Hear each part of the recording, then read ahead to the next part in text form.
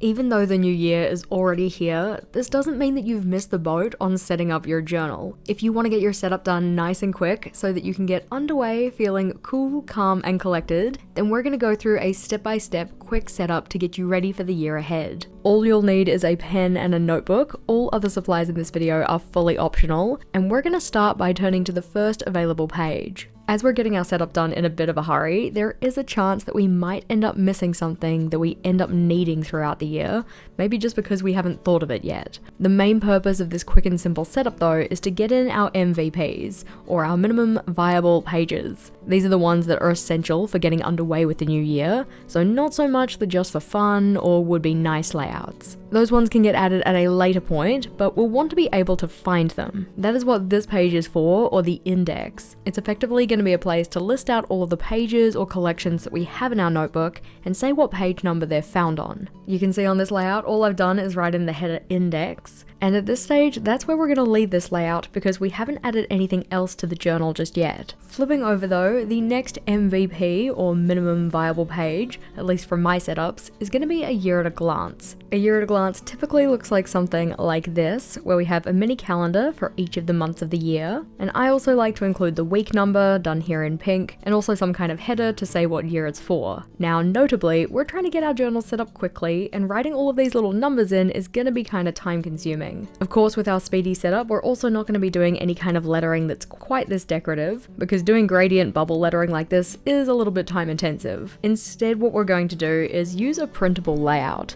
This one is available for free in our resource library, and it's really going to save us time not having to write all of these numbers in. That one is linked in the description box below for you, and all you have to do is pick out the calendar structure you like, print it off, cut it out, and stick it in. I'm using double-sided tape and just taping the full page in, but you can cut out the individual calendars if you want to. The sizing of the year at a glance calendar is 13 centimeters across by 16 centimeters down, so it also does leave us a little bit of extra space to add in our header and possibly also include a key at the bottom of the page if you want to mark any significant dates onto this calendar. While the layout is called a year at a glance, I normally just title it with the year number, so in this case that will be 2025. Mainly because I know it's a year at a glance, I don't need it to have a descriptive header. 2025 is going to do just fine. As said, at the bottom we could include a little color key here if we wanted to include any significant happenings on this calendar. So for instance, maybe a colored dot for birthdays, a colored dot for public holidays or something like that. That can be done just with a regular marker, or if you have colored dot markers like these ones, you can use those on here too.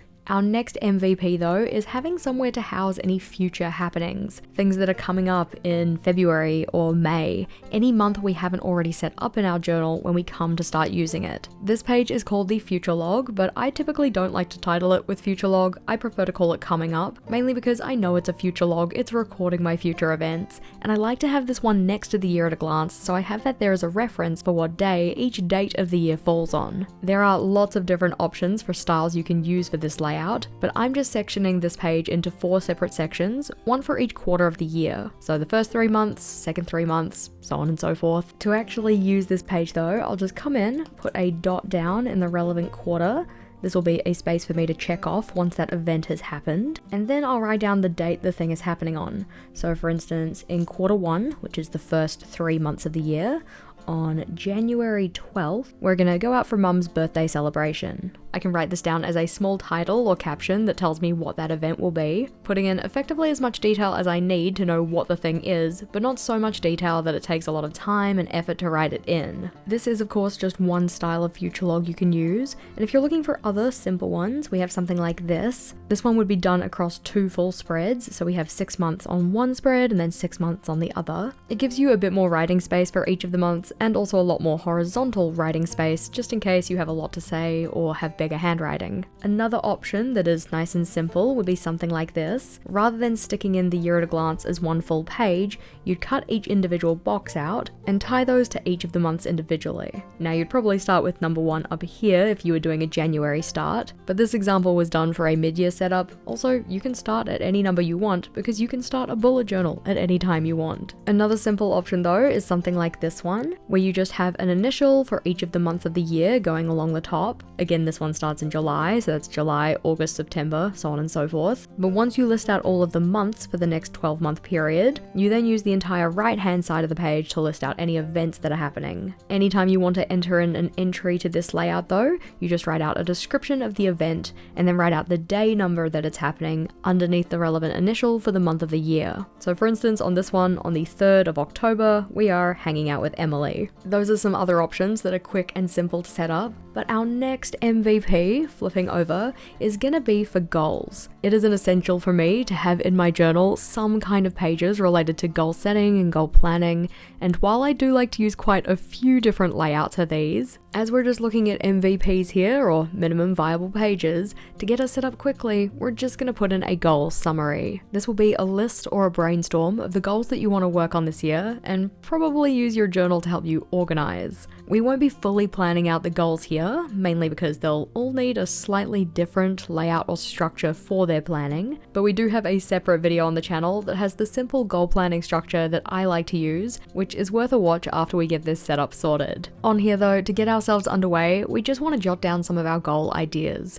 It's okay if they don't end up being the things we do work on, but it's just a nice way to break in the layout. I'm starting each of these off just using a dot from my dot marker, but you could just use a regular bullet using your pen. You could draw a little circle with a regular marker. You don't need any fancy tools to set this up, but if you've got them, you might as well use them. Later on in the journal, I'd be inclined to set up pages to fully plan these goals out so I know what I need to do and when I want to have it done by, but at least having this summary page is a good place to start with in just knowing what I want to work on. Once our goals page is in though, we've got some ideas of the goals we might want to work on, then it's time to think about any other collections or layouts that you know in your heart of hearts you want to have at the very start of your journal, not interdispersed in all of the other pages. We want to make space for those, we want to make sure that we have them in our start of journal setup, but it could be that right now you just don't have the time or bandwidth to set them up. That is fully understandable, I very much relate to that. So what we can do is grab out some sticky notes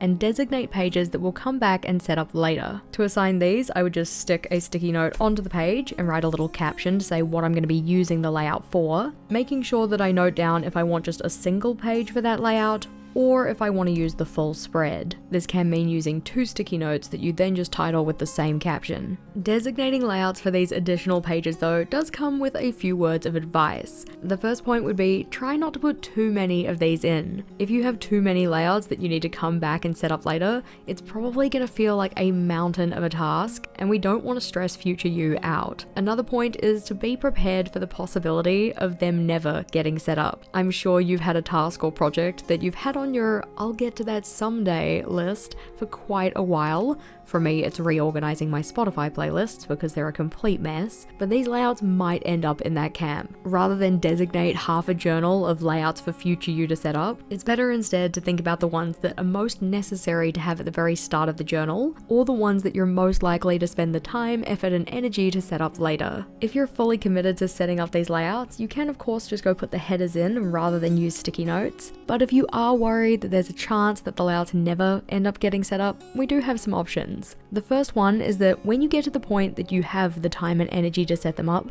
just turn to the next available page in your notebook and set them up here. This is why we set up that index page, so that we'll always be able to find them regardless of where those layouts end up. Our second option though is to add them at the back of the notebook when you get to that I'm ready to set up point. That way they're still easy to turn to and quickly reference, but you don't have to leave spare space for them in your start of journal setup. Once you've designated any of those additional spaces though, you want for those extra pages that you know you want to have at the start of your journal, then it's time to get into your first monthly setup. This is often where I find I spend more of my kind of day-to-day time in my journal rather than the start of journal pages, because this is where the bulk of my planning is going to happen, along with any weekly or daily setups I include. When it comes to a monthly setup though, there are 2 main styles, one of them being the calendar layout, which is my personal preference. I just kind of like having it structured structured so that each column is a day of the week, it works nicely with my brain. But the style in the original bullet journal method is more of a vertical log. This is where we have the numbers for each of the days of the month down the side and the initials for each of those days. This one is certainly faster to set up, so if you have the need for speed, then this is probably the one to go with. But if you have the time to set up the calendar style and that's going to work better for your brain,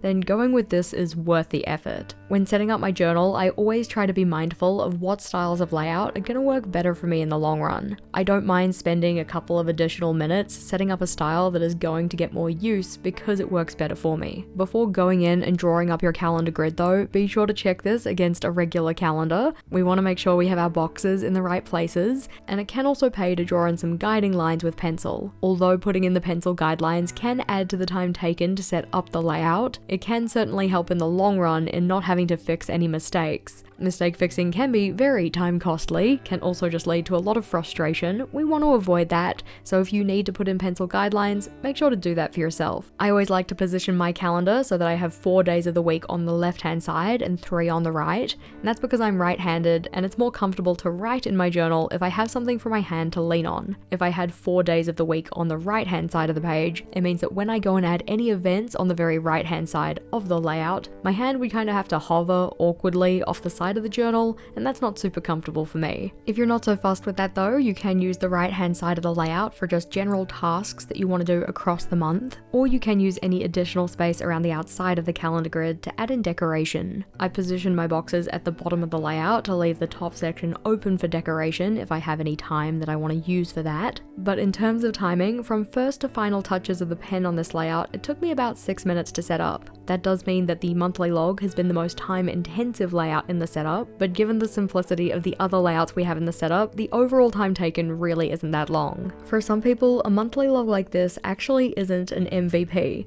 They don't need to have it in their journal because they have other systems that they're using that capture this information already. If you're using something like a digital calendar or anything else that you capture the kind of monthly information of what is happening when on, maybe you don't need to set this layout up. Make sure to consider that before spending your 6 precious minutes on this layout. But of course, even if it isn't essential, you might just like having it anyway. I personally prefer to have one, even though I use a digital calendar. But the next layout we're setting up is definitely an essential for me. This is the layout that I fill the majority of my notebooks with, and that is the daily log. The initial setup of this MVP is very simple. You just write out the header for the day that you're planning for, and then underneath this we just write out a list of anything we want to accomplish. Technically speaking, anything we add to this list doesn't have to be done today. I really use my daily log as a space to just get thoughts out of my brain and onto paper so that I can sort through them, prioritize them, and then take action. So that I can store any kind of information I want in my daily logs, I use rapid logging. This is the system used in the bullet journal method to assign different types of information different bullets. A singular dot or bullet point is for a task, a circle is for an event, and in the original bullet journal method, a dash is for a note. I personally prefer to use an exclamation point, but by using these different symbols, I can record all of this information in one place, and then just scan my eye down the left-hand side where all of those bullets are to see the different types of information I've recorded. As the day goes on, I'll leave my journal open on my desk and add to this list, crossing things off as they get accomplished. When the day is over, I'll then just write the header for the next day directly underneath this. Then that one is all ready to go for the next day, and I can add tasks to this before the day if I want to, just thinking ahead to tomorrow and considering anything I might want to get done or I have on my mind, because getting those things out of my head onto paper means that I'm going to have a better night's sleep. I won't be ruminating on all of those things, effectively having my mind telling me, don't forget this, don't forget that. I don't have to worry, it's already in my journal. One of the important layouts we set up at the start though does need some attention, that being the index. We want to make sure that we add entries to this as we go so it doesn't become a big burdensome task for future us. So to add these in, I just like to put down a small circle for a bullet. I'll write in a description of the page title, so for instance the 2025 year at a glance, and then note down what page number this is found on.